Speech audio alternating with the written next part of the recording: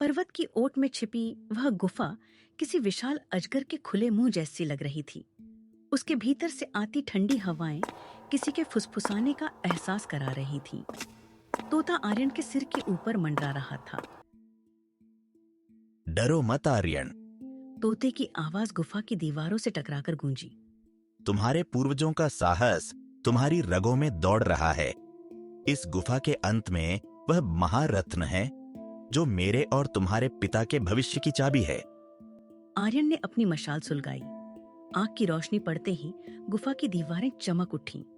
वहां साधारण पत्थर नहीं बल्कि अभ्रक और स्फटिक के नक्काशीदार स्तंभ थे। जैसे जैसे वह अंदर बढ़ा, मशाल की रोशनी एक कोने में रखे एक प्राचीन पत्थर के संदूक पर पड़ रही। आर्यन ने कांपते हाथों से संदूक का ढक्कन हटाया। भीतर कोई सोना या चांदी नहीं था, बल्कि एक बड़ा सा नीला रत्न था जो किसी जीवित हृदय की तरह धड़क रहा था। उस रत्न से निकलने वाली नीली रोशनी ने पूरी गुफा को सराबोर कर दिया। इसे उठा लो आर्यन। तोता उसके पास आकर बैठ गया। यह नील हृदय है। इसे छूते ही तुम्हें अपने पिता की परछाई दिखने लगेगी। जैसे ही आर्यन ने रत्न को छुआ, उसके दिमाग में धुंधली तस्वीरें तैरने लगीं। उसके पिता विक्रम किसी से लड़ रहे थे।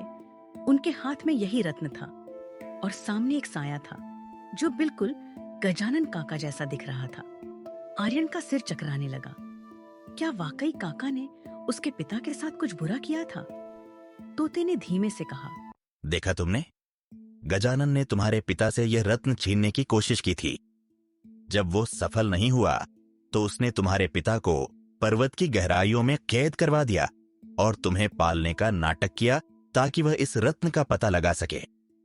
आर्यन रत्न और संदूक में रखी कुछ प्राचीन स्वर्ण मुद्राओं को लेकर गांव लौटा। उसका मन भारी था। जब वह अपनी झोपड़ी में पहुंचा तो गजानन काका और सावित्री मौसी उसका इंतजार कर रहे थे। जैसे ही गजानन की नजर उन स्वर्ण मुद्राओं और उस चमकते रत्न पर पड़ थी, उनके चेहरे का रंग उड़ गया। उनकी आंखों में खुशी नहीं बल्कि एक गहरा डर था।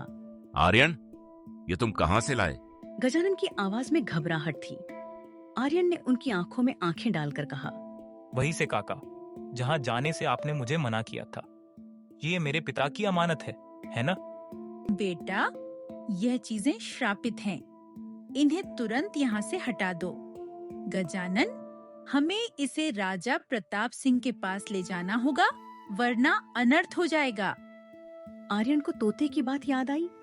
उसे लगा कि सावित्री और गजानन अब राजा की आड़ियच लेकर उससे यह रत्न छीनना चाहते हैं। उस रात गजानन काका ने आर्यन को बहुत समझाया। आर्यन, ये रत्न साधारण नहीं है। ये अरण्य लोक की शक्तियों को जगा सकता है। राजा प्रताप सिंह के पूर्वजों ने इस पर्वत पर पहरा बिठाया था ताकि कोई इसे जागृत न कर सके। अगर राजा को पता चला कि यह तुम्हारे पास है तो वह पूरे गांव को जला देगा। आर्यन ने दिखावे के लिए हाँ कह दी, लेकिन उसने रत्न को अपनी झोपड़ी के नीचे एक गुप्त गड्ढे में छिपा दिया और सिर्फ स्वर्ण मुद्राएं लेकर गजानन के साथ महल की ओर चल पड़ा। राजा प्रताप सिंह का महल भव्य था। गजानन ने राजा के सामने झुककर स्वर्ण मुद्राएं पेश की। राजा ने एक मुद्रा उठाकर उसे दांतों से दबाया और मुस्कुराया। गजानन, तुम एक ईमानदार मुखिया हो, लेकिन क्या बस इतना ही मिला?